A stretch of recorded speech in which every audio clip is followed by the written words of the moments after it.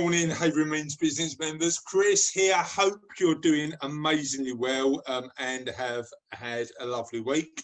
I've been in Scotland this week, so if I look a bit tired, it's because we got back relatively late last night, and after travelling, I don't know why, the next day I always feel a bit tired. So hopefully this is going to go well today. Yeah, should we let people in and see how we get on, Russ? Who is going to be the first person to pop up on my list? Let's take a look. I'm looking for images, and it is nobody's visual. Oh, it's Carol. Hey, morning, Carol. How are you? Hi, everyone. I'm okay. What about everyone else? We're good. How's your week been? It's half term, isn't it? And I can't lie, I'm exhausted. It's just, we were round at a friend last night, but the kids are a bit older now. They want to watch movies in the garden. So I got home at like 11:30. And I was like, no.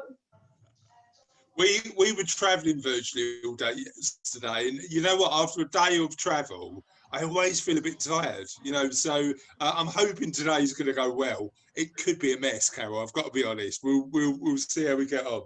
But one of the things that I wanted to sort of start off with this morning, and just so we're got a icebreaker for the morning, is I got to, while I was away, go kayaking in the caves. It was really, really good fun. So where Cassie's mum lives, they've got these cliffs, and you can actually go under the cliffs, and it's literally silent in there. Apart from the one where all the seagulls live, that was a bit scary, if I'm honest, because it was like the birds. Do you know what I mean? There was hundreds of seagulls.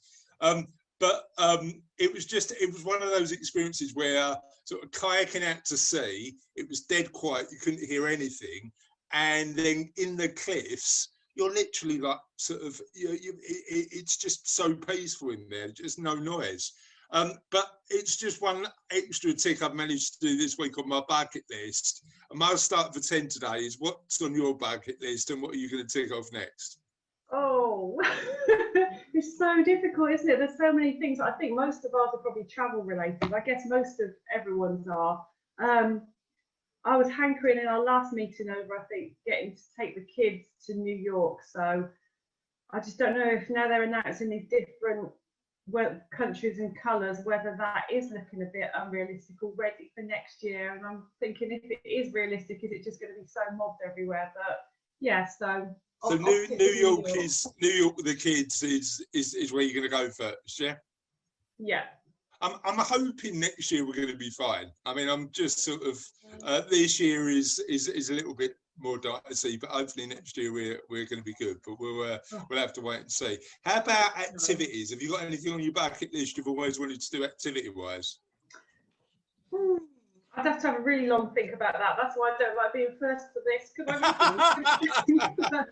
yes, I don't know. I'm not one to be wanting to jump out of planes or fell down buildings or anything. But yeah, obviously I've got the half marathon coming up, so I guess that will be something ticked off. But I'm not sure I'd ever go for an actual marathon. Yeah, I normally volunteer for that sort of like adrenaline stuff when I'm 2 beers in, and then wake up the next morning thinking, this is just a mistake. I shouldn't have volunteered for this. Anyway, thanks, Carol. Really appreciate that. Raymond, how are you this morning, mate? Yes, I'm all right, thank you. And yes, it is half term, isn't it? So we can all of us with kids can be excused of like looking a bit tired, and like it's been an interesting week this week, hasn't it? It has. Has it gone in your house? What have you done to keep your kids amused? No, I've not been here because I've had my dad in hospital, so I've been dealing. So it's been family of a different kind this week. Yeah, how's he doing? Yeah, he's home, which is good. So, but they don't know, the hospitals don't want them in there, do they? They want to get them turned around out as quickly as they can. So, well, yeah. I think sometimes the assumption is they're better off at home, and actually it's probably correct, isn't it? No, it is. They feel much more, especially when you're in your 80s, you don't want to be in hospital because it has so many connotations being in hospital. So, yeah, just glad it I'm glad he's at home. Talk to me about bucket list. What's on your bucket list? I really would love to go. Now we've got so many. Well, my wife has got so many family in America, so we're talking about next year doing a road trip with her sister and her family. But I'd love to go and see an NFL game because I'm a massive American football fan, and having family in America and in New York, in Minneapolis, which are two of the biggest states for American football and baseball, I've never been. Yeah, and have you ever been? No, not to America, yeah, but not to any of the sporting things, which I love American football. Yeah, the only one I've done is I was in LA a few years ago. And we did ice hockey because it was the season, so that was good. Yeah, a lot of, and the weird thing about American sports is there's always loads of razzmatazz, isn't there? There's always like sort of, it's like a show in, and then a little bit of sport, and then a show again, and a little bit of sport. But yeah, it's good fun. That's a good one. I really like that one. All right, thanks, Raymond, and we'll come back and talk business in a little while. Judy Wedge, how are you? Morning. Morning. Yeah, I'm good, thank you. You okay? Good. Yeah. I said to the guys already, I'm feeling a bit tired. It's the end of half term. I've been away. We travelled back yesterday, and I'm sort of just getting myself back in. This is the first work thing I've done since I've been back. So long journey as well. Yeah, I mean on the way up, we left at 3 in the morning, and actually it was a really good time to leave because you just missed all of the traffic.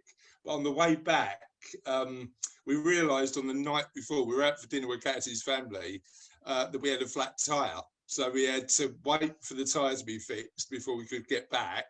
But it just delayed anything. Anyway, you don't need to hear about that, Julie. Let's talk about something a bit more cheerful. Talk to me about your bucket list and what's on it. Oh, I've just got a couple of things. I want to go and see the tulips in Amsterdam. I've not seen them in Amsterdam. I want to go to the National Gardens. Other than that, I'm quite boring. I'm quite happy where I am. Thank you. Quite content. Tulips in Amsterdam. That sounds like a good one, though. I like that. Yeah. Where are the National Gardens? Do you know? I don't think I've ever been. Holland. No, I know where Amsterdam is.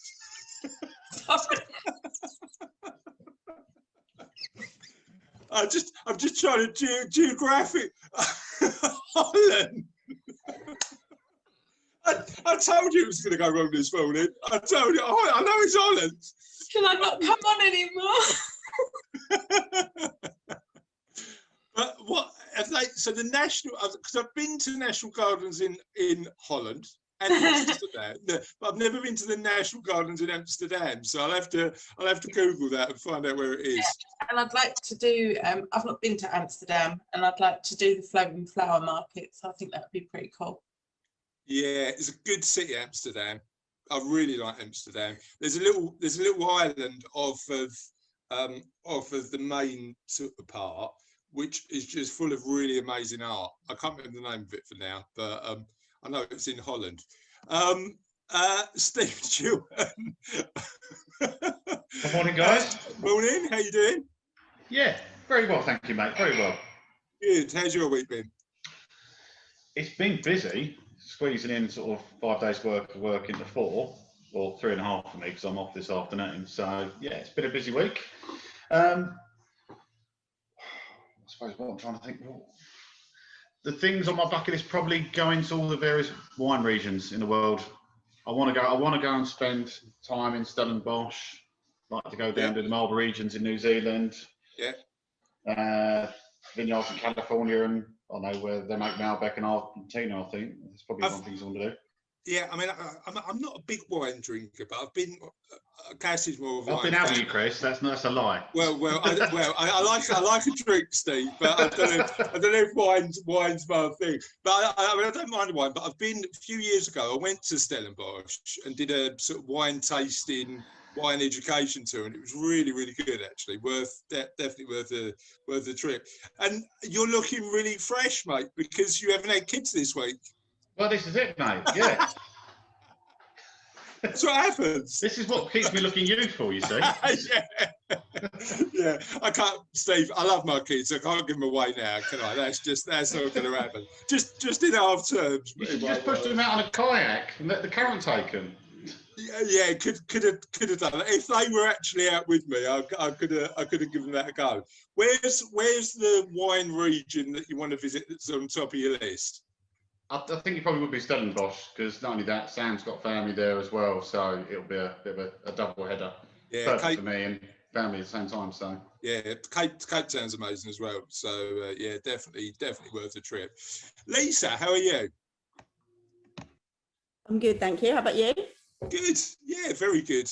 As I was saying, just got back from travelling, so it's always a bit of a transition coming back when you do that, isn't it? Yeah.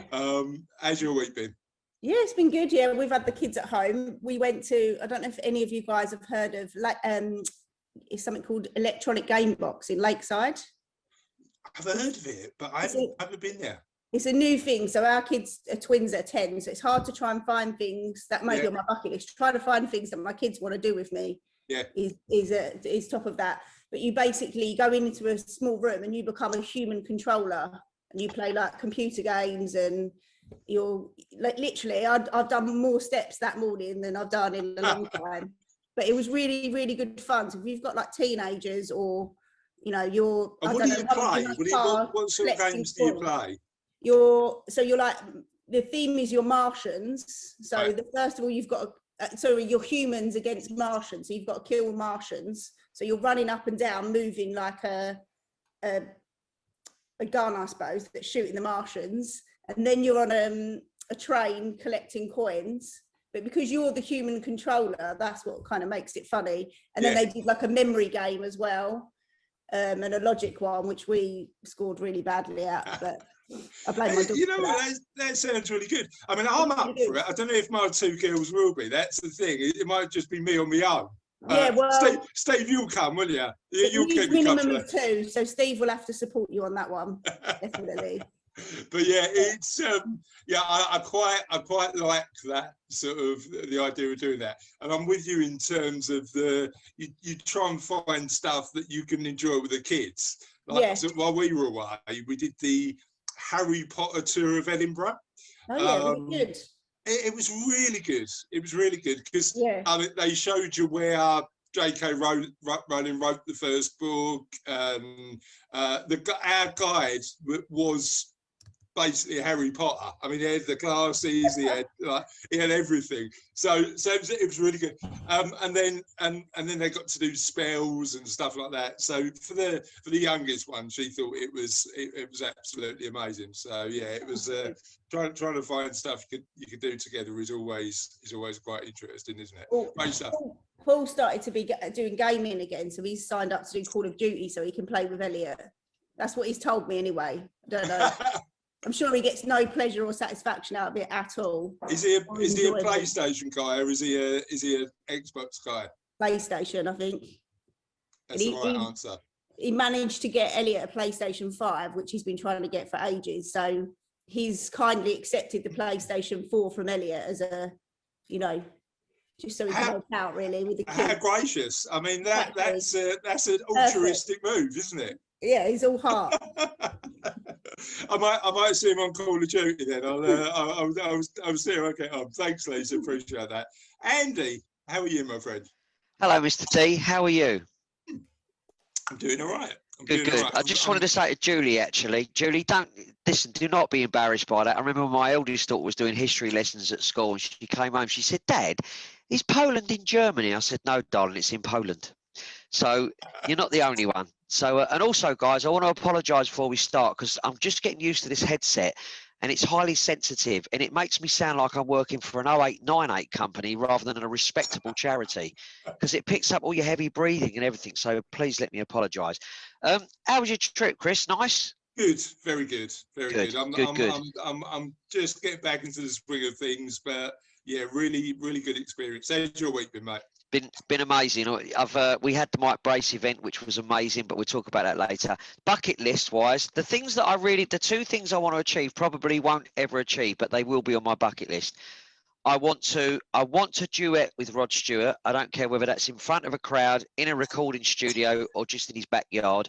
But that's a lifelong ambition. I really want to do that. And secondly, I want to play in a match at the London Stadium, full of supporters, and I want to score.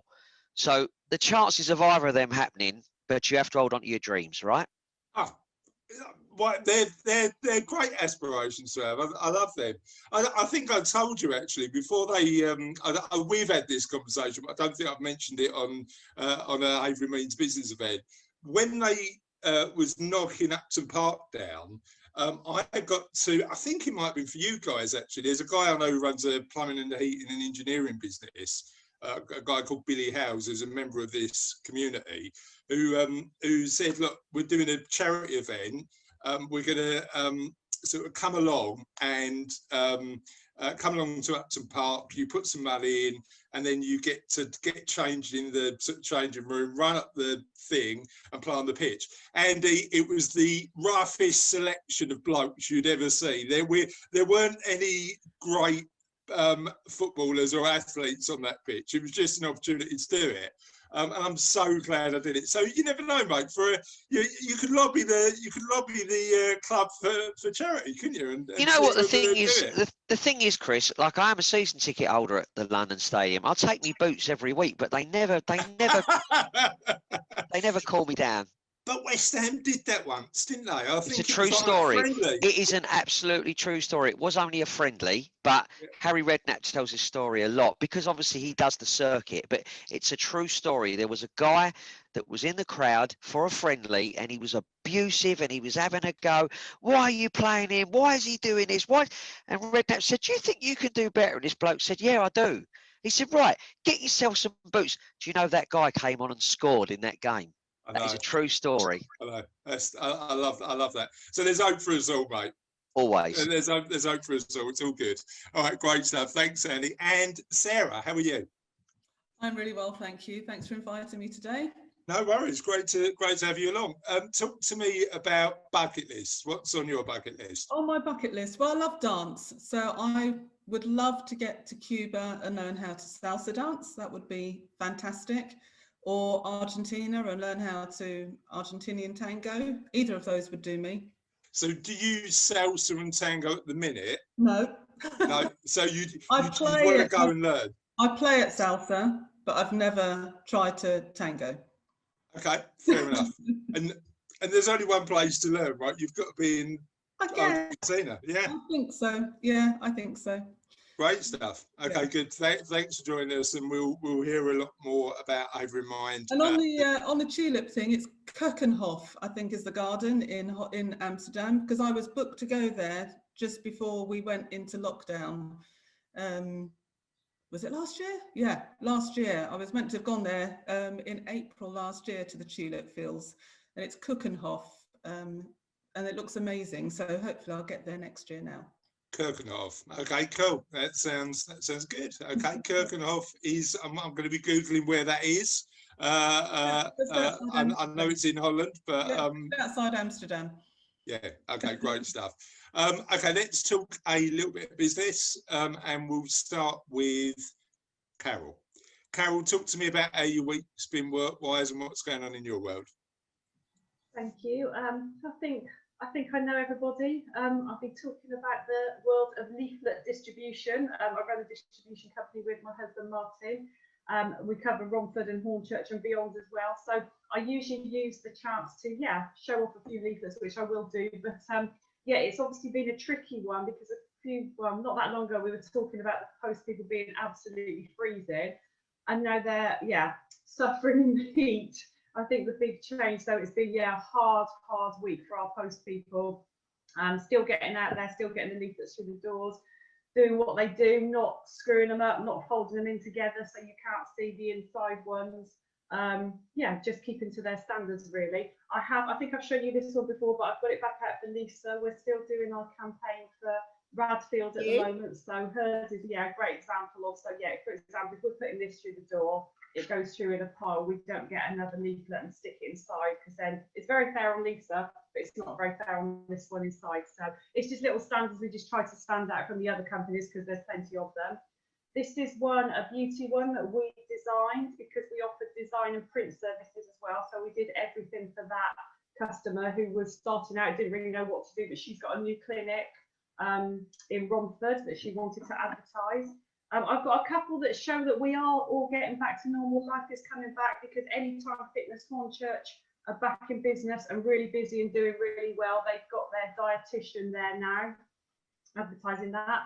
Slimming World, I've got all my Slimming World leaders back, and so we're just going crazy delivering those everywhere at the moment because some of my ladies have maybe binned 3 lots of leaflets that they had to pay for now because each time things changed, they couldn't get them out. This is from Havering Council, who you all know we're very happy to work with. There's a new community hub opening in Harold Hill on the 8th next week, so that's really good to show that kind of thing is happening. And I've just got a couple to show you the latest trend. These you can't really see, you can't touch and feel them, but the latest thing for takeaways is these uncoated menus. It's quite a rustic looking one. Okay. So yeah, just a few things. Oh, and this one I think is absolutely gorgeous. For an estate agent, we deliver those in roads that they've sold a house in. We do a bespoke drop in that area. So it's not just covering whole maps, we can do that kind of thing. Just a really cute little invitation, and then they also put out a letter saying we sold a house in your road and we got more money than they wanted and all that sort of stuff. I bet actually that works really well for that sort of business, doesn't it? You know, that sort of like we've helped your neighbour, that's help out. So two things I just want to explore. Number one, tell me a little bit more about bespoke drops and give me another example of how that might work. And then give us an update on where you are with recruitment, because I know that you were looking for more post people to support the business. So help me understand where you are with that. Yes, so the bespoke drops normally will say, as Lisa knows, so for example, her campaign is she would say, for example, we want to cover these areas. So take RM3, for example, that's broken down into lots of little individual maps of about 1,000, and our post people would do one of those a week. And that's our sort of normal way of operating. But with a bespoke drop, the estate agent will do exactly that. He will say, we sold on this street, so we want, say, 3 streets above, 3 streets below. And so we get a price for them to do that. It's something they were doing themselves, but they've got so busy now, they've got to the point where they just can't afford the time anymore to go out. So I finally persuaded them that we are the people for them. Why not outsource it to an expert though, right? That's what I said. I thought you might. Talk to me about recruitment. How's that going? Oh. Tough. Yes, we took on a new post person this week, and she phoned yesterday to say she's lost her tracker, so that's going well. The wonders of recruitment. So shout out to the group, because I know we get a few people watching live on the Facebook page, as well as the people in the room. If you do know anybody reliable who won't lose their tracker, can you give Carol a shout and let's help her out finding the right person? Because it's typically older people who want to stay active and want to use this as an opportunity to earn a bit more money. Is that right, Carol? Yeah, exactly that. Retired, semi-retired. Yeah, it's getting scary when suitable applications come through and they're the same age as you, but we'll skim over that. But yeah, so the sort of people that basically, if the people have already got a full-time job and they want to squeeze it in around that, it's not going to work. It doesn't take ages. It takes about 6 to 7 hours a week, but that's a lot on top of a full-time job. Yeah. But it tends to be, if someone's starting to slow down, maybe they're not doing so many hours at work, but they want to stay active, they want to get out and about in the community. They'll get approached in the street, maybe, oh, who are you doing leaflets for? Give us their details, and if we get something off the back of that, we always reward them. So yeah. Cool. All right, great stuff. Hopefully the community can help you out with that. Raymond, talk to me about what's going on in your world business-wise, mate. Have you had time this week with the kids? A little bit of time this week. So a lot of what the challenge of the discussions this week and the work's been done this week is taking Carol's point earlier. A lot of people at businesses I work with are actually getting more busy now, and because I work with business owners who are typically married and have children, one of the challenges this week is actually making sure with them that they actually are taking time off this week, because they're busy. The inclination is to actually keep working because they've not been busy. But actually, having spoken to a couple of them this week and speaking to a few of them today, they have been taking time off, so they're actually getting the time to rest and take a bit of downtime with their families, which is great. So but it is picking up, and I think it's part of that then becomes not going back onto the hamster wheel, having had that kind of period where we found some degree of balance with family and running our businesses, to not go back to the way it was, where we're effectively working, trading our family time for time in the business, and actually trying to hold and create the frameworks that takes all the learnings of the last 12 months or so and actually improves the way we run our small businesses moving forwards. Sorry, I'm just conscious that I know what you do, but it might be worth just quick explaining how you support businesses to do that. Sure. So yeah, I work with small business owners to build modern small businesses that are built with family as well as for family, and that means engaging business owners to be able to communicate with their life partners about what's happening within the business, so it aligns with their family aspirations. And I do that through a combination. I'm a finance director by training and a coach, so I believe in bringing facts and feelings together. Building a small business requires both, and that it's a lot around building business through finances, making sure the financial awareness is in there, and there's creating financial freedom for the business owner, but also working with the business owner and their partner, so that the partner actually who has questions and has a level of peace of mind that is required, that is necessary for the business owner to actually understand, working with them from a coaching perspective to make sure that they're able to communicate and actually bring the two together. I believe building family into the foundations of our businesses creates enduring small businesses that will give us what we want. Because what do we do it for, right? Yeah, that's the point. And I suppose the other thing, it's a weird one, because I was having this conversation a few weeks ago where somebody said to me, have you got a business or a lifestyle business? And I think there's a perception that a lifestyle business isn't a proper business, and I think we need to get over that, because it is designed to support our lives, hopes, dreams, aspirations, and get some ticks off the bucket list, right? Yeah, the first thing a business needs to provide is a lifestyle. Yeah. If it's not providing that to begin with, then there's a challenge in the first place. And I don't like the term lifestyle business. I completely agree with you. I think it has such negative connotations when it's said in a way that's kind of, well, you're not serious. No. Small business owners are absolutely serious, and growth is important to them. It just might not be growing 50% a year.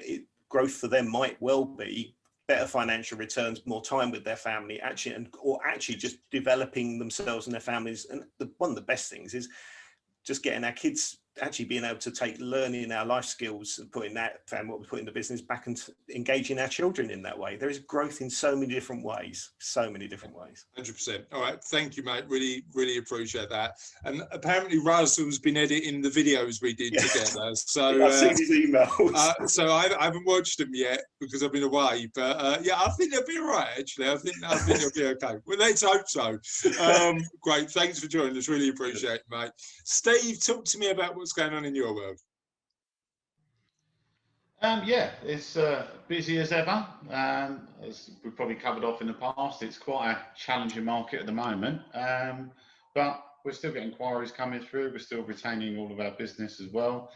It tends to be a little bit more of a longer drawn out process. For example, one of the cases I've just renewed yesterday, that's 3 months worth of negotiating to get that one over the line, but it's a good result nonetheless. But yeah, we're still getting new business inquiries. We got an inquiry come through yesterday, and from sort of phone call to getting on cover was about a couple of hours, which was quite nice. So the market's still it's challenging, but it's buoyant. There are inquiries coming through, and we're still able to actually secure what we need to secure to get the business over the line, which is the main thing. So What was the reason the elongated one took so long? You know, why was it that 3 months? In essence, I suppose product-wise, it was professional indemnity, which anyone who works in insurance knows it's just a nightmare and has been for the last year or two. But specifically, they were doing cladding, and obviously things like Grenfell are not necessarily the easiest things to kind of. It doesn't necessarily whet the appetite for an insurer these days. Most insurers have walked away from it. So. Yeah, and I suppose the challenge you've got is the sort of close the market. The more insurers walk away, the more tough it is, and the more expensive potentially, isn't it? It is, and it's I think the perception from clients is that, well, there's an abundance of insurance companies. There might be, but not every single insurer has got an appetite to write their particular trade or that particular product. So we do have to lean heavily on our relationships and our negotiating skills, but obviously we have delivered, but like I say, it is quite a long drawn out process. Yeah.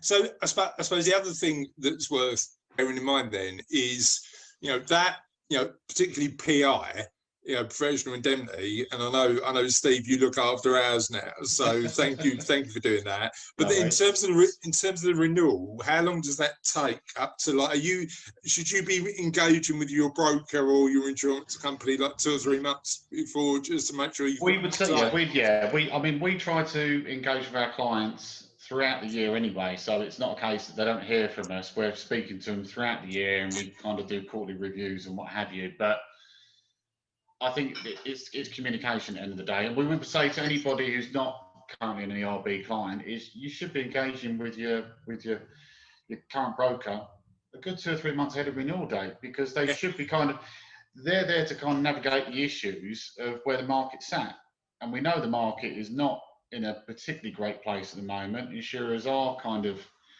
they've got reduced appetite in certain types of business and certain trades and certain products.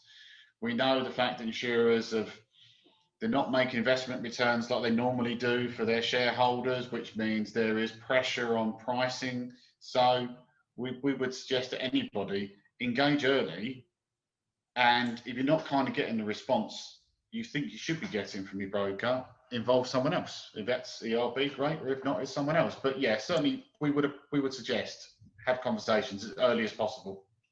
Great stuff. All right, thanks, Steve. Sarah, we're going to come to you, and normally we sort of do the round robin in terms of sort of everybody in the room before we come onto the presentation. But I understand you need to leave at 9, so tell us about that, because it was Kieran, my colleague Kieran, that was meant to be on the call today, but he's sunning himself down in Cornwall, and yeah, as you do, and he's realised that he hasn't got very good Wi-Fi. He called me in a panic yesterday, saying, "I'm never going to get on this call. The Wi-Fi." So I've stepped in for him, and I'm sorry, but I've got to get to another meeting later. So that's all right. Is that okay? So tell us, have you got a presentation to share? Yes, I have. So will I have a look and see whether I can do that?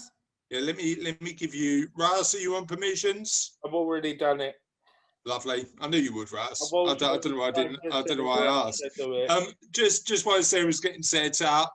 Hi to Andrew and Christine, who are watching on the Facebook group. If you're watching, I know he's always ahead of the game, Steve. I don't need to worry. He keeps on telling me, "Why are you asking me?" Because I sort of already know. So yeah, it's just way too efficient.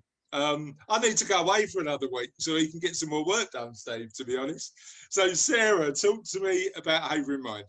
Okay, lovely. Can you all see the presentation on the screen? Brilliant. Okay, that's great. So listen, thank you all. Thank you very much for inviting us to to present today. And thank you. I know that some of you on the call have also supported Havering Mind in the past. So again, big thank you for that support too. Really do appreciate it. Those of you that have supported us, you probably have met my colleague Kieran. Kieran is our fundraising and events manager. And he works with lots of local businesses and different organisations in a variety of different ways to support the work that we do.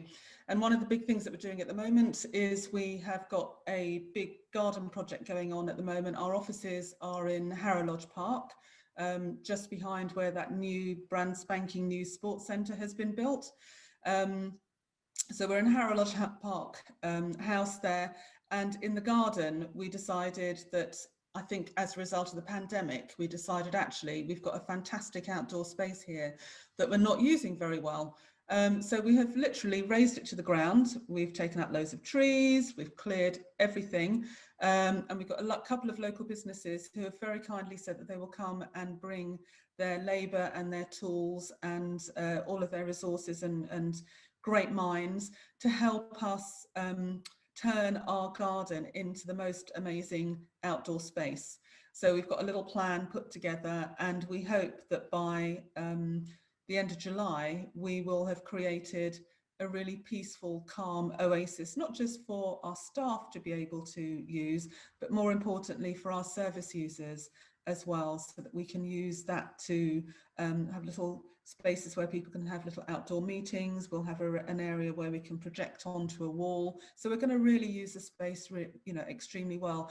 And what has been fantastic about it is that it's been a project that has involved many of our service users as well. So we've probably got every day somewhere between 10 and 15 of our service users who are now beginning to come back to the lodge after being in lockdown all of this time. So this is kind of, for many of them, this is their first kind of opportunity to be engaging and connecting and interacting with other people. And it's been outside, and the weather has been great in the main. And they've been feeling really useful and purposeful. So it's been a really exceptional project in so many different ways. We've got a few weeks to go, but I hope I'll be able to, or Kieran will be able to, invite you all down at some point. Maybe you could have one of your meetings in our garden. We've got a kitchen, so we can do some bacon baps or something as well for your breakfast. But maybe that would be a good idea to come down and actually see where we are and what we do. Some of you probably know also that locally we have a few events that go on each year. Last year we didn't do any events at all, but we are still hopeful and got fingers, toes and eyes crossed for good luck that we will be able to go ahead with our summer events, which is a music, a tribute fest and a family fun day, which will happen towards the end of August, fingers crossed. And also we've got our Havering Half Marathon, which should go ahead at the end of September, fingers crossed. And then in December, we have our Christmas Wonderland, which happens in the garden next to our offices. 2019 was the first year that we put on that event. It ran for 3 to 4 weeks through December, and we had over 13,000 people over the course of those few weeks come and see the light spectacular that we put up in the garden next to our offices. So we're hoping, again, if we're not able to do the summer events, we really do hope that we're in a position to be able to put on our Christmas event this year. So that's a little bit about what we do in the local community. Let me talk to you now a little bit about how we support people's mental health and well-being. So oh no, that presentation is not, here we go. So we've been around since about 1965, and we support people who are experiencing problems with their mental health and well-being. And we do that by offering a range of different services, and we help through those services. We try to provide people with the tools that they need. We want to empower people to be able to manage their own mental health and well-being better. Our aim is really to try to help relieve poor mental health and to promote positive mental health, not just for the individual, but for the individual and their family, for the individual and people who look after them, and for the individuals and people within the community. So we try to look holistically about what we're doing. We want to be able to engage and connect and support not just one person at a time, but everybody else within their support system as well. And we feel that it's really important to do that because that helps people build their own personal resilience. If they've got more people on their side and they've got more people understanding and supporting them, the more resilient and confident they can be about going about their business on a day-to-day basis within the community. So we try to improve people's well-being.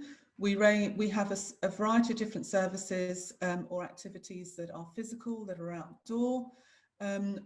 We work really hard to make sure that people, around this term social inclusion, and I think we've realised this even more through the pandemic, just how isolated many people within our community are. And when we had to stop our services, our face-to-face services, it was a big loss to so many people that do use our services.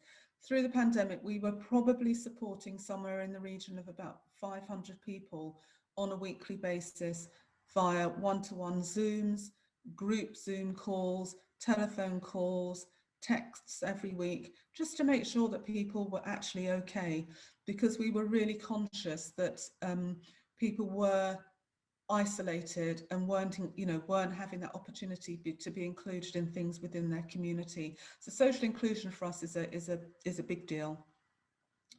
We try to help people improve their self-esteem. Again, that's through empowering them and giving them the tools to be more resilient.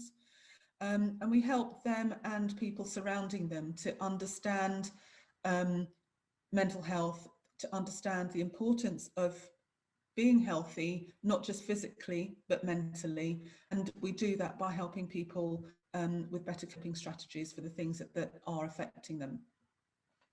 So during 2019-20, we saw a big spike in the work that we were doing. We supported 1,764 people, and that was a growth of 27% on the year before. We're still just trying to pull our figures together. We've had a crazy year, as you can imagine, and we haven't got our final figures for 2021 as yet, but we know that growth trajectory was still in that direction. So it will have increased again on top of that 27% increase we saw on the previous year. And we continue to see that the majority of the people that are coming to us are people who have not spoken to us before. So 90% of the people in 2019-20 hadn't had any contact with Havering Mind in the past. We see that pattern will continue, not just in 2021, but in the future as well. We're seeing lots of people who really were quite resilient and maybe had ways of managing their own mental health, but the pandemic and their own personal lived experience of the pandemic has made people actually more conscious of how they are feeling.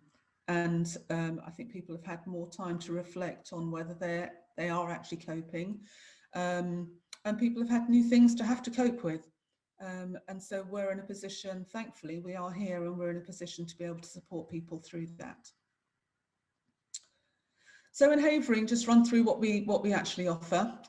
We offer a gateway telephone service, which is, if you like, our first point of contact for people who want to find out about some support. It is open 7 days a week, and it is, I call it, giving the right information at the right time. When people call us, they're calling us because they need support now, whether they're in a crisis, whether they are actually inquiring because they on behalf of somebody else. The fact is that they've picked up the phone or they've emailed us and they want some information now. So we're available 7 days a week to respond to people's needs. And through that gateway telephone service, we're able to assess what the problem is for people, and we're able to warmly transfer them either to a service, another activity or project that we deliver, or we're able to triage them to another service locally. One of our services is called Live a Better Life, the Live a Better Life programme, which is a 10-week programme that people are able to engage with, and it provides them with a whole range of different tools, from cognitive behavioural therapy through to nutrition, through to physical activities, mindfulness, a whole range of different pick and mix activities that people can engage with over the course of 10 weeks.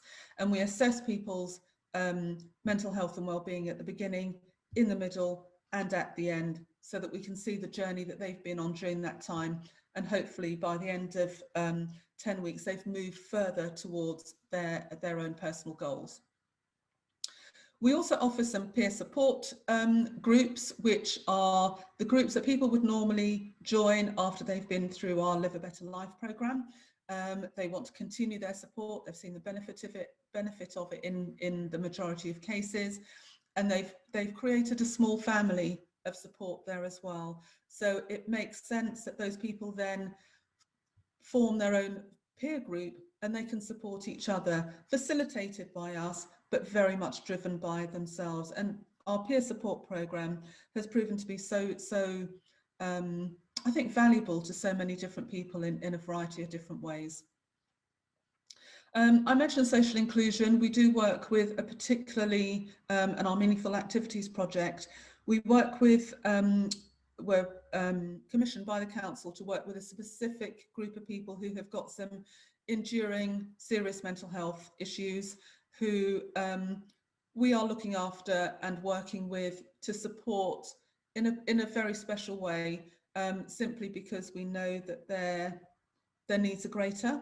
They're not necessarily going to be able to be well enough to be able to engage fully within their community, but we have created a community for them, and it is a really important part of their lives. And we're working with about 180 people in the local community through our Meaningful Activities project and social inclusion. Something that became new through the pandemic was our crisis counselling and bereavement support service, which we hadn't done before, but has proved, as you can imagine, extremely valuable during these times. And we were amazed at people's resilience, but we were also really saddened by some of the situations that we engaged with and that we were able to support people through. We worked with many young people who were just so distraught at having not just lost one parent, but maybe lost two parents, and also their grandparents through the pandemic. It was a very challenging time for many people. I know that we all saw the national statistics, but those national statistics were also reflected locally. And although we seem to have come out the other side, thankfully, in Havering, a lot of damage has been done through the pandemic, and we've got a lot of people who have experienced some trauma as a result, and we're working very closely with many of those people to help them through that period. And we know that, come over the summer and maybe through the autumn, we're anticipating there being another spike in support as people, would be 12 months on from maybe some trauma or shock in their lives, and we're expecting there to be a bit of spike in support needed. Our Mind Your Head project has been a project where we've been working in local schools, and it's been really refreshing actually to be working with young people about their mental health. We've been invited into 8 schools locally in the community, secondary schools, so working with 11 to 18-year-olds, talking about mental health, helping them through some of their anxieties, providing them with counselling if a series of counselling if we feel and the school feel that had been helpful to them. And that has been a fantastic project, and we hope to be doing some more work in secondary schools as well come September. We've also been working with CAMS in supporting young people aged 17 to 25 who have been supported by the children and young people's mental health services, who are now transitioning from that service into adult services and needed a little bit of extra support in making that transition. So we've been working with the young people and their parents, and what has come out of that, a spin-off of that, has been our parent support group, which has been working with the parents of those young people.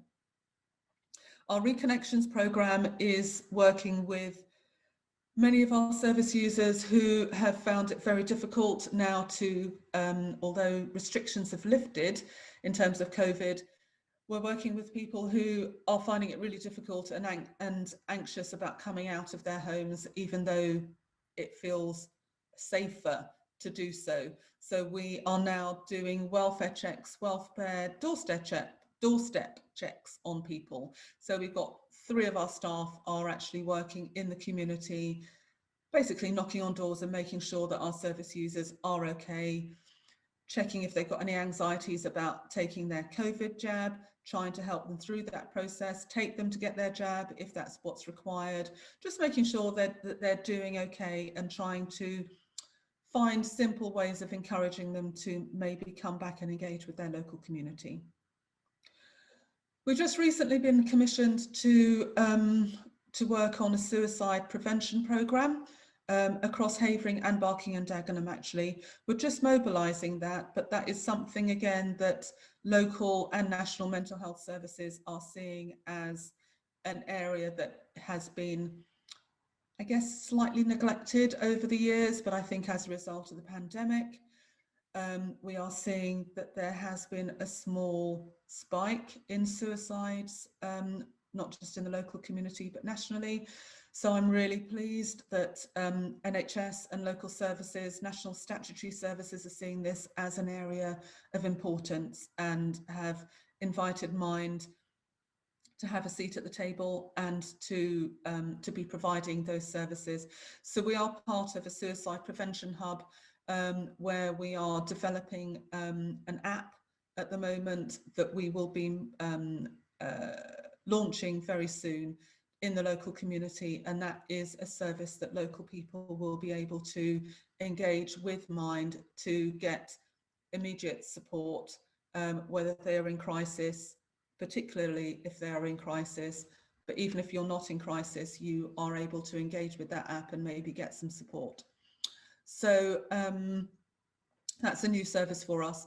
And of course, bottom line is we're always here to provide training to any organisation. So anybody on this line, if you have groups of people within your organisations, maybe returning to work now, or even in other lifestyle groups that you may be members of, Roundtable, Rotary, Masons, anything like that, we're here. We can provide you with you know, very short couple of hour mental health training courses, or you know, half a day, couple of day courses, whatever. We can tailor something to suit your requirements.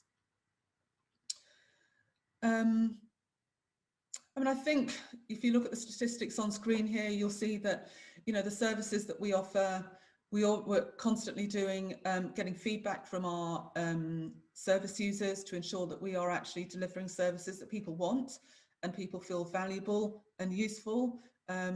It would be pointless in us being here if we weren't actually helping people to improve their lives and their mental health. And hopefully you see from the statistics that what we do is being well received. And of course, if it wasn't being well received, we would find ways to address, you know, some of those concerns or some of those, you know, any negativity, and try and turn that constructively into a positive. So we have a service user forum that meets every kind of 6 to 8 weeks. So it's people with lived experience, people who have been through our services, who can offer us feedback on what we're doing and how we can improve. And that's a really valuable part of what we do. Sarah, Yeah. can I ask? I'm just conscious that you're short of time, and because I'm quite curious. I've got a couple of questions to ask you. So, can I ask you to stop sharing your presentation? Would that be all right? Yeah. Okay. So first question for me. Well, actually, a shout out, because I know Steve's on the call. His wife Sam has got an amazing podcast talking about mental health. So I'd suggest that having a conversation with Steve and Sam might be definitely worth doing. Is that Steve Chilton? Yeah. Yeah, perfect. So do that. And then the other thing is, as we're talking podcasts, I've had a podcast with my daughter for about 3 years called The Kindness Project. Mm-hmm. We're just over about, we're over 100,000 downloads on that. But what we do is we talk to people doing good work in the world.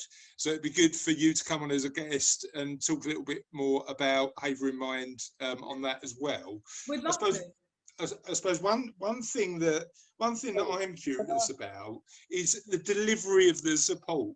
So is it volunteers that help your service users? How does it work? Yeah, we have a mixture of both. So we have a staff team who are, you know, qualified either counsellors, therapists.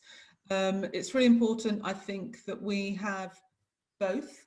So we have a team of about 30 to 40 volunteers who also support us in different ways. So they work alongside our trained counsellors and therapists. And I think that often many of us, our volunteers, are actually people who have come through our services, maybe been on the Live a Better Life programme, gone through our peer project work, and then wanted to continue to support Havering Mind, and that's been a great way for them to be able to do it by becoming a volunteer, because they can bring their lived experience to the table as well. And I think that helps people understand and feel more relaxed when they know that there are other people that have maybe been through the same thing that they've been through. So yes, it's a mixture of both. And I think the other thing is as well is that conversation about mental health has become a bit more, you know, a bit more open over the past probably couple of decades. How have you found that? Yeah. I mean, I think it's been fantastic, actually. I mean, just to give you a bit of background on me, I worked for the NSPCC for about 20 years, and when I first started working there, child abuse was something that people kind of said behind their mouths, you know, behind their hands. It wasn't out in the public, and it was probably about 15-20 years ago that the NSPCC really wanted people to talk about child abuse. They wanted it to be out in the open. They didn't want it to be something that people just talked about behind closed doors. And I've seen now you can't open a newspaper without seeing something about child abuse. Not that that's a good thing, but it is out in the open and people are more informed. I think exactly the same thing has happened with mental health over the last couple of years. I think people have realised, you know, it's not something to be ashamed of. It's not something that you have to hide.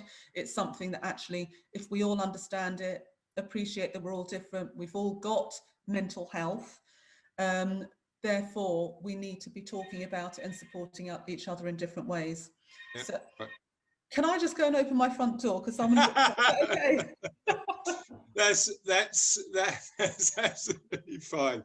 While we're doing that, it feels a bit weird asking for questions when Sarah's not here. But did anybody have any questions, comments, thoughts? Sorry, guys. Oh, she's back. Oh, yeah, I'm back. Sorry. So yes, I mean, I think mental health is now a subject that people aren't embarrassed to talk about, and I think, if you like, that's one of another I think silver lining of the pandemic. I think it's made people more aware. Yeah. So do you think that just starting the conversation helps people with their resilience? Do you think just being open about it helps? Absolutely. Yeah, absolutely. And I think that we've noticed that, particularly with this work that we've been doing in schools, you know, we've been so amazed at how engaged children, you know, young people have been. We've started the conversation and they have, you know, discussed their own mental health.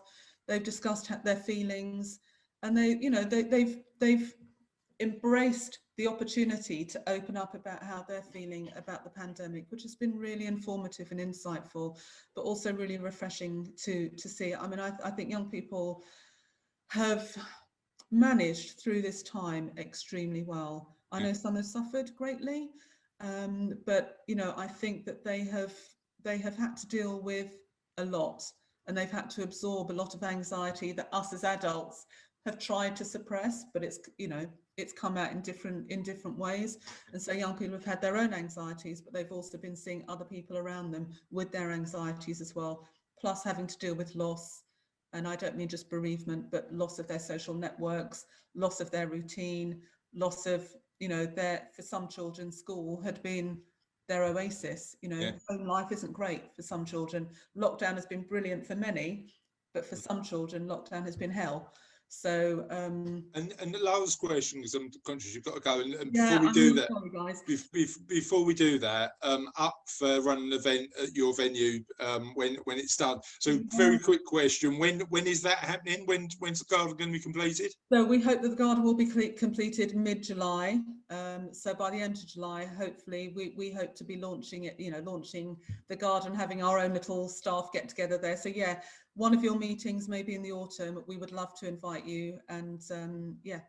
And amazing. And if any of our community or anybody watching this video needs some support and help, how do they get in touch? Yeah, please do get in touch with us. I will put before I go, I'll put the number in an email address in the chat.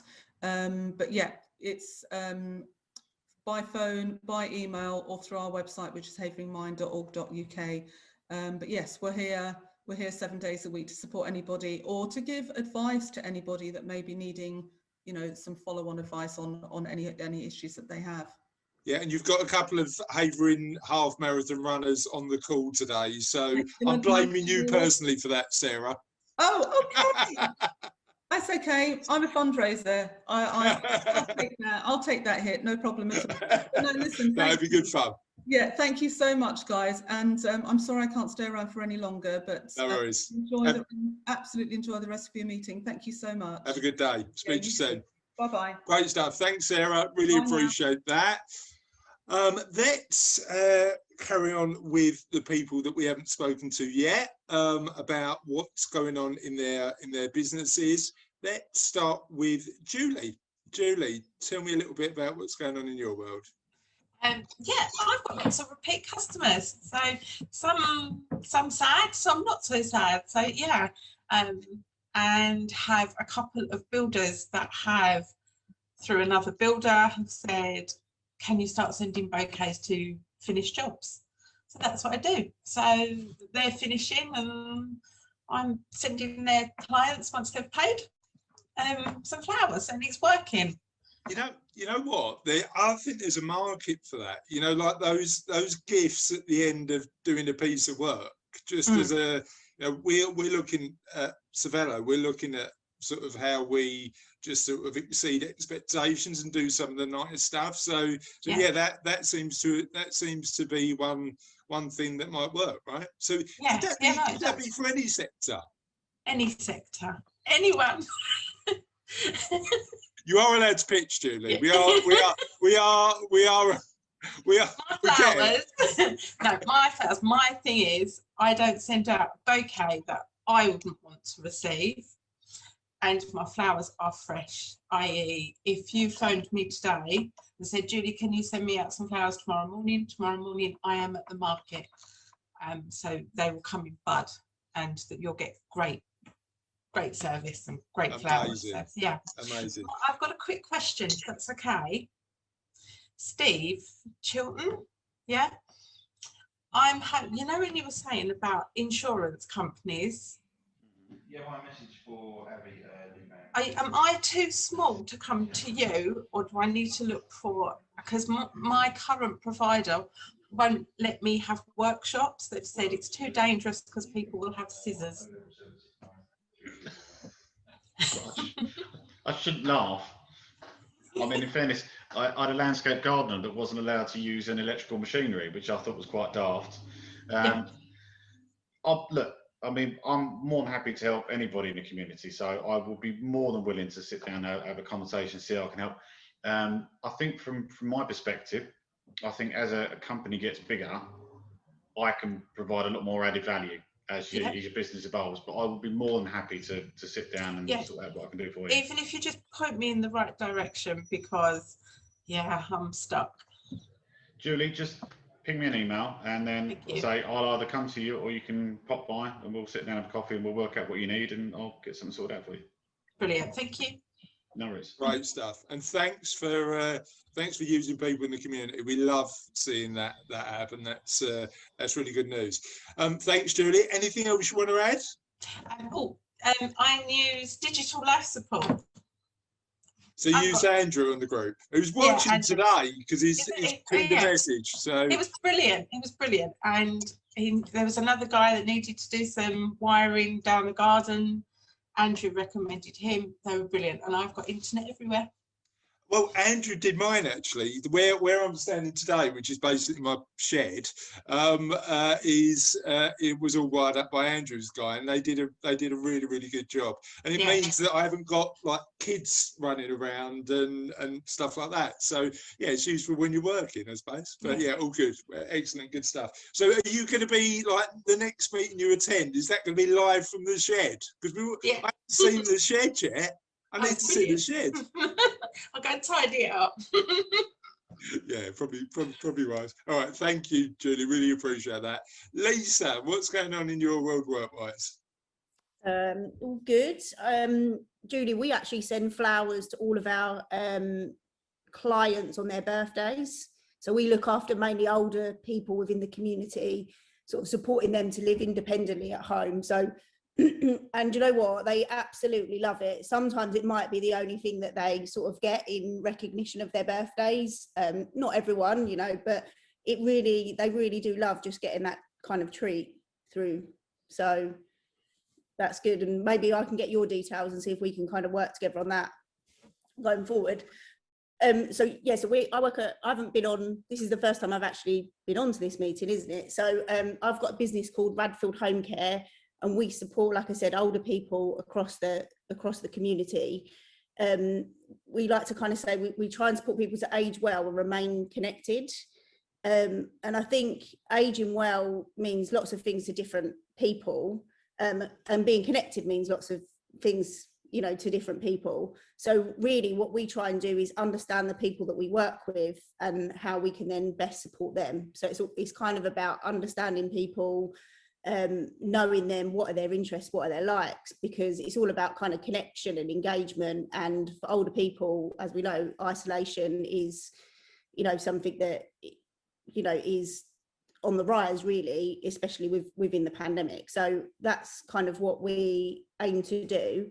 I think one of the things, and listening to Sarah and some of the kind of inspirational stuff that they've done, and lots of pivots that they've done through the pandemic is amazing. But we also recognise that it's really hard for the families that are supporting the older people that are in their lives. It's really hard for them. And I think one of the things that we're trying to do is looking at ways that we can help those families through those periods of crisis, basically.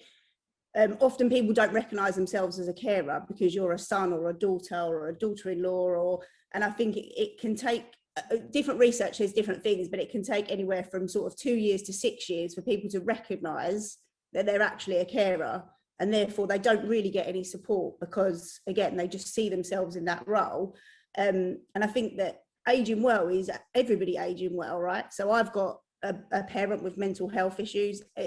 It takes its toll on me as well. So I think for us, it's about that passion of everybody aging well when, you know, they've got parents or siblings or whoever that kind of need support. So I think that's a new thing that we've kind of really recognised that is really important within the kind of services that we provide, whether that be us providing services or liaising with people like mine to kind of help support people. I think it's really important.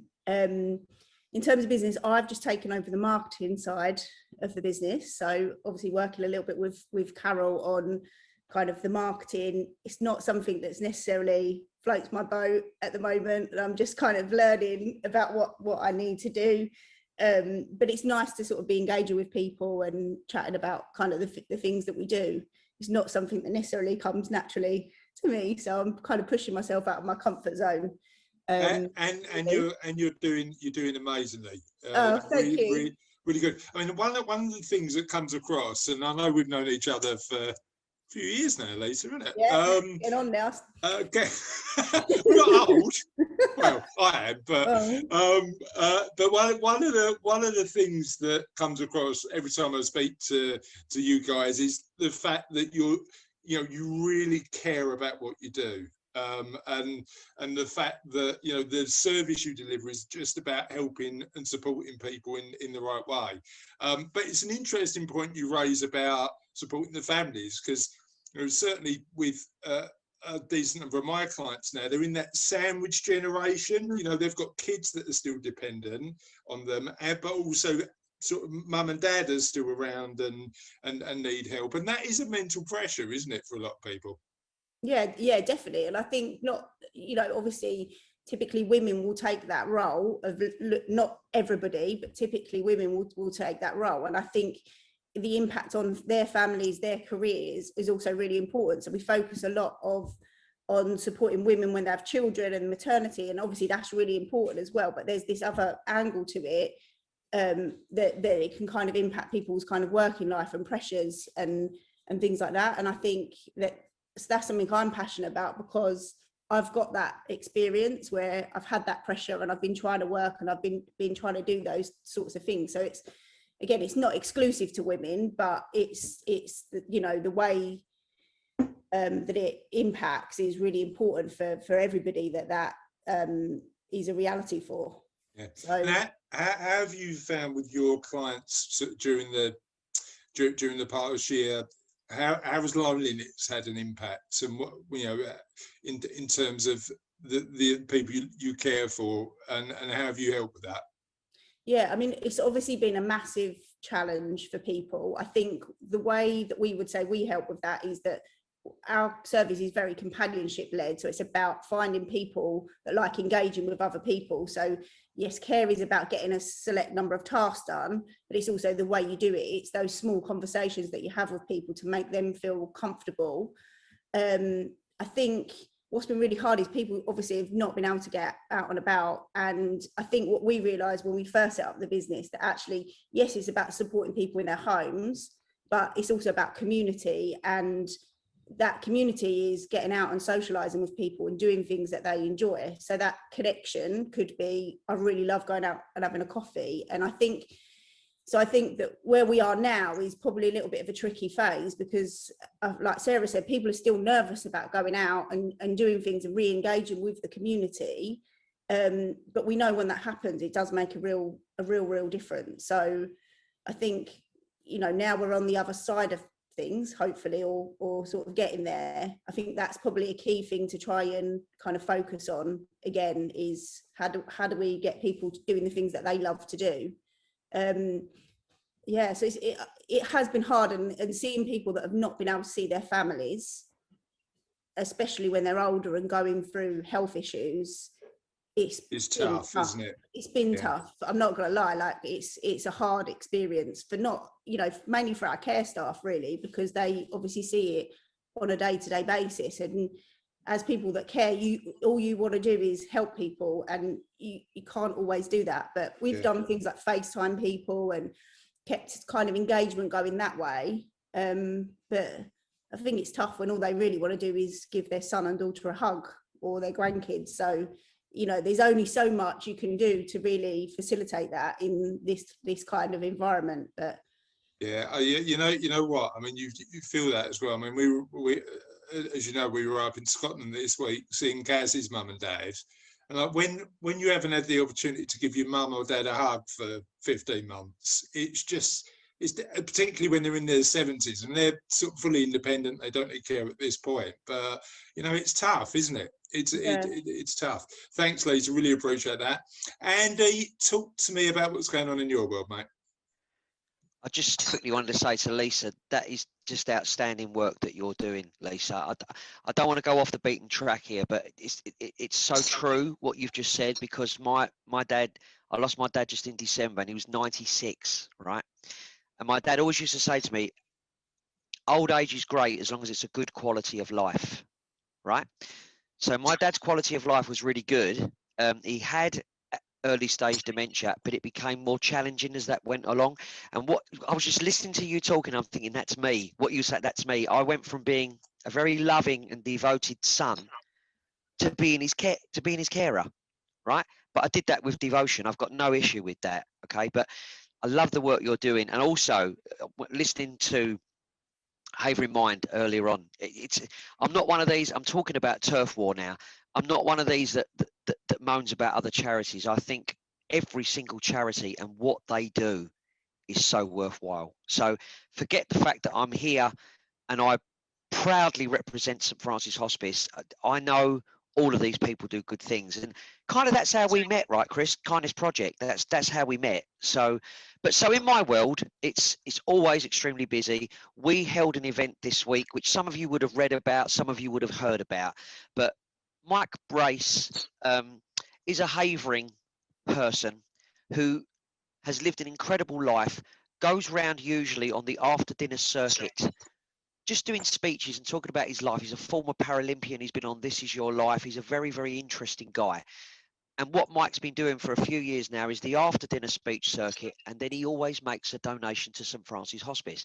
Because everything went mad and that circuit's not been in existence, he came to me and said, why don't we do what we're all doing right now, a virtual thing that everybody could join? And he did that out of the kindness of his heart. He stepped forward this week. We had the most incredible evening. And if you ever need inspiration, if you ever need somebody to stand in front of you and tell you how to, flip the coin on adversity, it's that man. So not just forget St. Francis Hospice. If you ever come across this man or you ever read somewhere that he's doing something, take my advice and go listen, because it's the feedback that I've had since from people that attended was like, he's inspirational. He has motivated me. I'll never say, no, I can't do that again. So that's just that. So that's just really like the highlight of my week, really. But going on from that, we're now starting a campaign that will begin in July. So the work starts for it now. It's called Go Orange. It means that you as an individual, you as your company, you as an organisation, around about the 2nd, 4th of July, but it don't have to be that day. It can be any day in July. Do something wacky. Go orange. I think we should all get Damesy in an orange wig, don't you? Right? Something like that. Look, I need the help with the hair, to be honest, Andy. I mean, it's going pretty quickly. So an orange wig, I'd take any colour wig if it means extra hair. I'm having that. Chris, I'll give you a bit of advice, right? Seriously, I mean this. Grow old gracefully, right? I'm seriously. You're saying about your hair is going. Can you imagine? I was 19 when my hair started going, right? Yeah. But I worked in a printing factory, so all the lads were taking the mickey out of me. You've got to learn to laugh at yourself. The great thing was the pictures of me were exactly the same as 30 as they was at 40. I didn't age, right? But I am going on a little bit now. But the weirdest thing, I did a video in the gardens at the hospice the other day that had to go out, and the sun was beaming, and it was just hitting my head like you wouldn't believe. It was great fun. So listen, you guys have all met me before, I hope. I proudly represent the hospice. Any of you that want to do anything to support us, however small, however large, however wacky, that's why I'm here. And thank you for this platform, Chris. You're more than welcome, mate. Talk to me. If anybody missed Mike Brace, can they get a copy of the video, or is there a? No, see, that's the wonderful thing. That's the wonderful thing. And I know a lot of people plan to come, and life gets in the way. That's real life. That's what happens. I had a few people that had booked that didn't make it, and since then have emailed me and said, was it recorded? But I think that's why we wanted to make it such a unique occasion. But here's the good news. He does 3 talks, right? So he's done the first one the other night, which was really like from the beginning to where he is now. But he does another one on This Is Your Life, and he does another one on bringing the Paralympics to London in 2020. So there is definitely going to be follow-up evenings. And then the other thing about Mike, because I met Mike a couple of weeks ago, and he's written a couple of books about his life as well, which I sent him some money, which he donated to you guys to read the books. I've just started reading the first one. It's brilliant. So yeah, really good. Guys, this is how humorous he is, right? He tells the stories about the guide dogs that he's had. His first book is called Don't Ask Me, Ask the Dog, right? And his second book, the dog he's got now, is called King. So the title of the book is The King and I. He's so clever. Yeah, really good. Thanks, Andy. Really appreciate it. Thank you, Chris. Right, we'll do wins of the week in a minute, but I just want to talk about a couple of things that are going on in the community. So a couple of things that we're doing. We've got our first Ask the MP event coming up. I can't remember the specific date. Raz, can you put it on the chat, please, mate? But we've got Julia Lopez, who's the MP for Hornchurch and Upminster. I had a meeting with her a couple of weeks ago, coming on, talking about what she can do as our local MP to support local businesses, but also, up for questions, up for challenge, up for a conversation. So certainly worth booking in if you're not booked in on that already. I've got a meeting next week with John Cruddas, who represents the south of the borough. So it'd be interesting to get him involved as well in terms of coming on and representing the businesses who are in the Rainham part of the borough as well.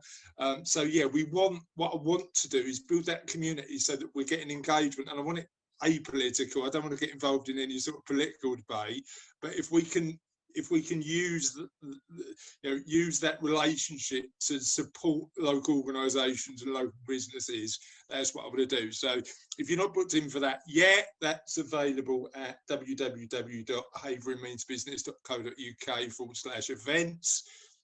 Every event's on there, including Andy's presentation at our next Havery Means Business event. Check those out, and certainly worth looking at.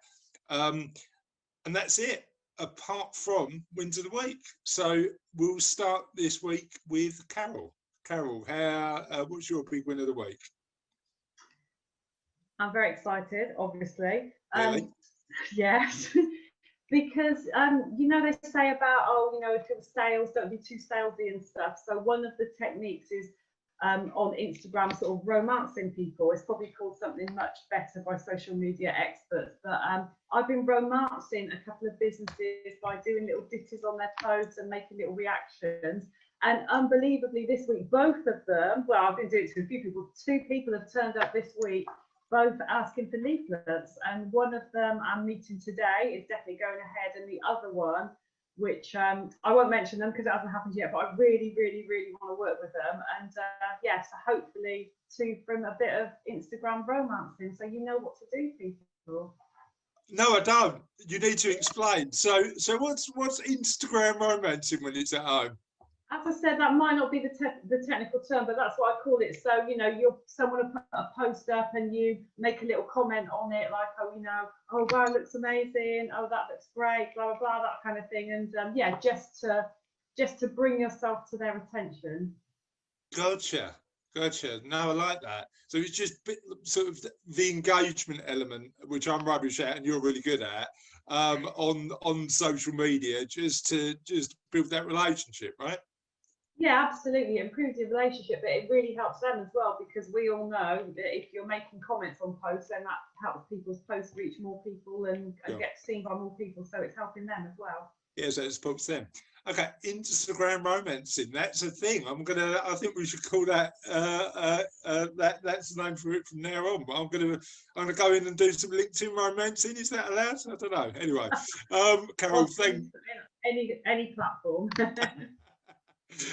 Thanks, Carol. Really appreciate that. Steve, talk to me about your big win of the week. Hi, mate. Wins of the week. I've actually got 2, actually, because I'm always a little bit greedy. Firstly, I had a meeting yesterday with Phoenix FM, and we're just signed up to advertise with them over the next year. So ERB's name will be bandied about on a regular basis, which is quite nice. And the other win of the week is on a personal one. Despite putting a bet on at the beginning of the season, I actually lost my winning betting slip for a rather substantial win for West Ham, finishing in the top 6. Oh, and I may have got on bended knee to the bookies, and they actually paid me out. Oh, quite nice, particularly because of the size of the bet as well. That's a good result. Football-wise, you're having an amazing couple of weeks, Steve, aren't you? All church winning. In fairness, after watching West Ham go 2-0 up and knowing all I needed was the draw, and realising that not only did I not have the betting slip, I had the betting slip from the previous year, and not the one I needed because the wrong one had been binned. Oh, no. But I was quite happy when I turned up at the bookies to get my 4-figure winning. So, but I suppose it's all electronically tracked, isn't it? So they can find. It was actually done in the bookies on the day the season started, because it was just before my wedding. So I was quite lucky, but yeah, so thankful for that. And we're not mentioning keys ever, Steve, are we? We're not talking about keys at all. Well, this is it. If she's out listening. We're not going to talk about it. Andy, she was looking after the betting slip. Why do you think it went missing? No, I don't want to rub it in. I don't want to rub it in. She's got to come on. She's got to come on the podcast, mate. I'm creating a rod for my own back here. She's too scared. She's too scared.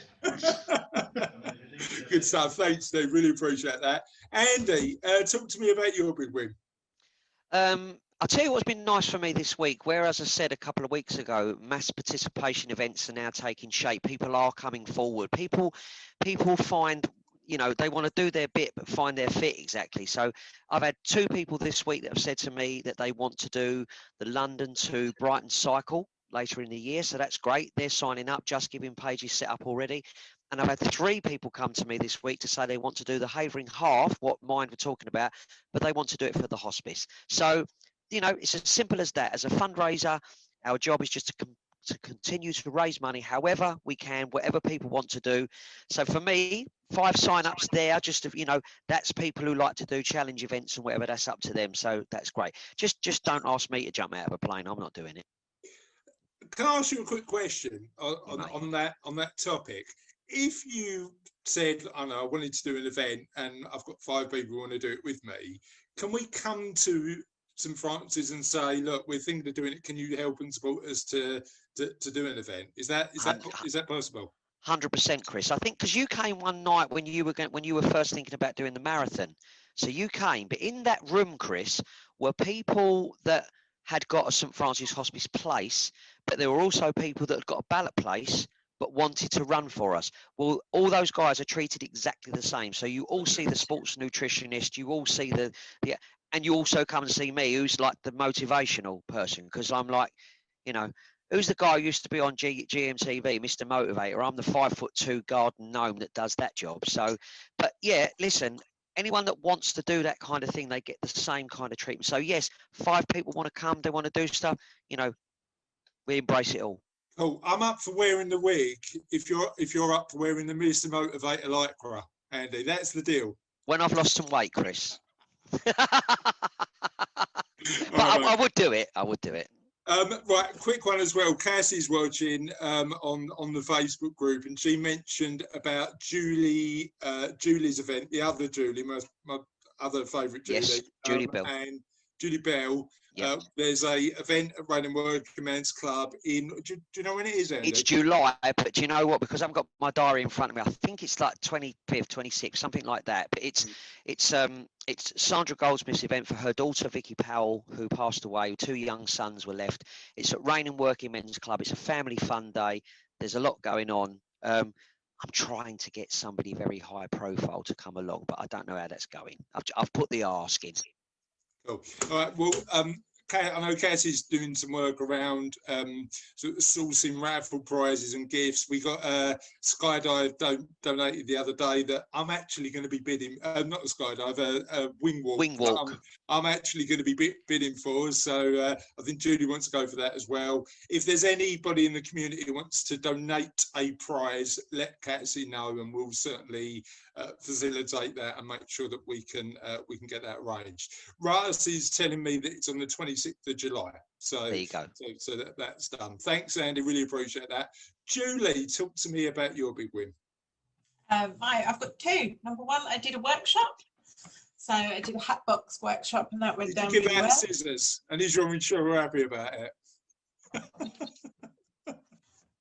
I cannot believe it. I did it in a venue that had insurance that they could use scissors. Yeah, it's just crazy, I think. But yeah, and my other win of the week was that a few weeks ago I did a photo shoot for a company, and Mila London now have my flowers on their webpage. So yeah. Amazing. Are you allowed to share the images? They're on my Instagram. Carol will be on there. Yeah. Carol's on there now. Yeah, but it's very, very expensive underwear. I nearly fell over when I saw how much they charge for things, but I don't think they certainly go up to my size. But and mine neither. And the like that boutique, you know, like sort of you know, flowers as art is something you really want to get into, isn't it? Yeah, great. And I'm hoping next time we get a bit more of a collaboration going on. So yeah, Cool. Okay. Anybody in the community who can help Julie with that, who's watching, let her know directly. That would be amazing. Lisa, talk to me about what's gone well in your world this week. So kind of playing into a little bit of what Raymond said, I've actually had a week off, which is pretty amazing because it's something that I don't do very often. I might have time off, but I kind of still dip into work, but I've really tried to be off this week.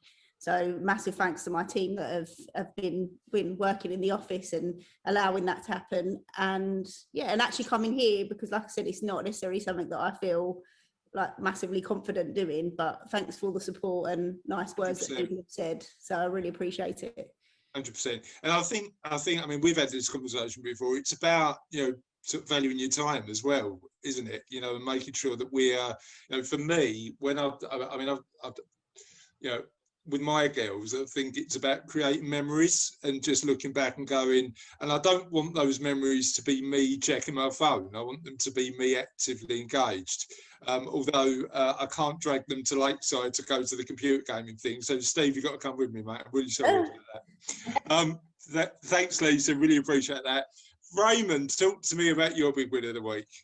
Well, I've got two, and I want to say thank you very much to Lisa first for acknowledging that caring is not just the females, the women in the family, because I am a carer.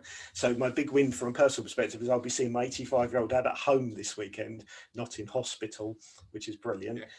And for business, I have loved this, really enjoyed this, Chris. It's been brilliant. And I want to really say thank you for everyone for the presentation, for talking about what they've been doing. And I really appreciate the invite. It's been great, Chris. Thank you very much. You're welcome. I'm glad you've enjoyed it, and hopefully what we're building here is a community of supporting business owners who are definitely helping each other. So when I hear stories about people working together and collaborating and doing that sort of stuff, it certainly makes my week. So thank you, everybody. Okay, thank you. So that's it for today. Hopefully you have a lovely remainder of the Friday. I'm going to go for a run now. I think that's going to be my next thing, and I'll see you on the community soon. Make sure you check out the events on Avery Means Business to book your next meeting, and have a lovely Friday. See you later. Cheers, guys. Bye. Bye, everyone.